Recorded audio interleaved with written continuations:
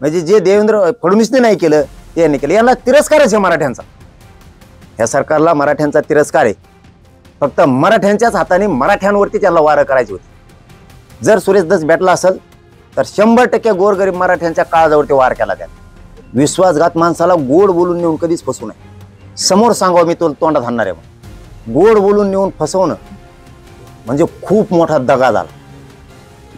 आम्हाला वाटलंच नव्हतं सुरेश धशीत अण्णा तो इतक्या लवकर गुडघे टिकील। ते अण्णा सगळे असलेच का काय सगळ्यात जास्त म्हणजे जे देवेंद्र फडणवीसने नाही केलं ते यांनी केलं। यांना तिरस्कारच आहे मराठ्यांचा।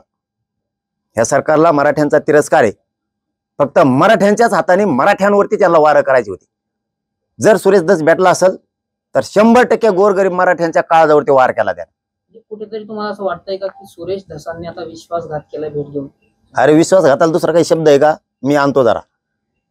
विश्वासघात माणसाला गोड बोलून नेऊन कधीच फसवू नये। समोर सांगावं मी तो तोंडात हाणणार आहे।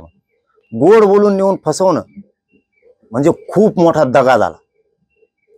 आम्हाला वाटलंच नव्हतं सुरेश धशीत अण्णा तो इतक्या लवकर गुडघे टिकील। या अण्णा सगळे असलेच का काय त्यांनी सुद्धा स्पष्टीकरण दिले की मी भेट घेतलेली आहे, पण ही जी भेट काय मोठाडपणा सांगायला बाबा। पारिवारिक होती। स्वतः सुरेश धसांनी स्पष्टीकरण दिले। पारिवारिकला चुलते पुतणे काय कधी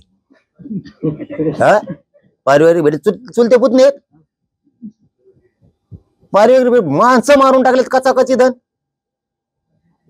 आणि मग ते तिथले झणकेबाज भाषण होतं ते तमाशातल्या लावण्या, ते गाणी, ते ढुंगण हालून बोलणं, ते कुठे गेलं मग? ते काय कोण झाला होता आमच्या लोकांचा? आयकॉन का फॅन का काय पंखा का काय? आमच्या गोरगरीब भोळ्या समाजानं तर विश्वास ठेवला, डोक्यावर घेऊन नाचत होती। कापली का मान दुपाराच? याला पूर्वी खेड्यात म्हणायचं गुळाची सुरी, गोड बोलून नारळ कापून नेणे। हे तर कोणीच केलं नसेल आमच्या उभ्या मराठ्यांच्या 5000 वर्षाच्या इतिहासाच्या खानदानीत। त्या खून करणाऱ्यापेक्षा तर हा मोठा झाला। मग हे जर सत्य असेल तर, हे जर खोटं असेल तर मला शब्द सगळे मागे घ्यावा लागणार आहेत। आणि हे जर खरं असेल तर एवढा विश्वासघात की या मराठीने माणूस नाही बघितला। पण मी आहे ना, या राजकारण भात करण्यावर आम्ही कुठे विश्वास ठेवतो?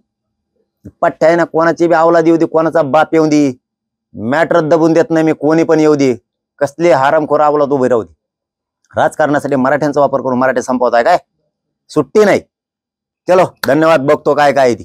आरोपीला सुनावणीच्या दरम्यान आरोपीला ज्यावेळेस आणतात कोर्टात, त्यावेळेस कोर्टाच्या समोर, पोलीस स्टेशनच्या समोर एक असे काही लोक आहेत तिथं की ते आरोपीला समर्थन करताना दिसत आहेत।